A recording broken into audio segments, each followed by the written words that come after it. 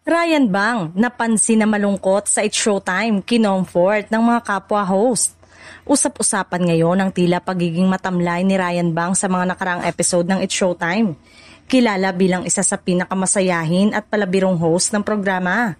Napansin ng maraming manonood na mas tahimik at seryoso siya nitong mga nakalipas na araw. Sa ilang fan videos na kumalat online, makikitang tila wala sa mood si Ryan at madalas nakatungo o tulala habang nasa studio. Dahil dito, maraming netizen ang nagtanong kung may pinagdaraanan ba ang komedyante.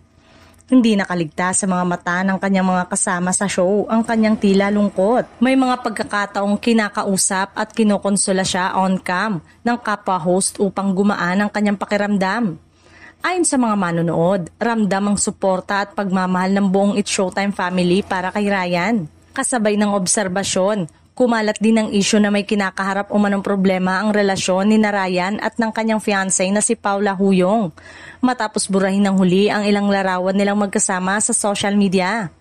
Hindi maiwasang ikonekta ito ng publiko sa nakikitang lungkot ni Ryan sa telebisyon. Sa ngayon, nananatiling tikom ang bibig ni Ryan tungkol sa totoong estado ng kanyang personal na buhay. Gayunpaman, patuloy siyang nakakatanggap ng suporta mula sa fans at mga kapwa host na nag-aalala sa kanya.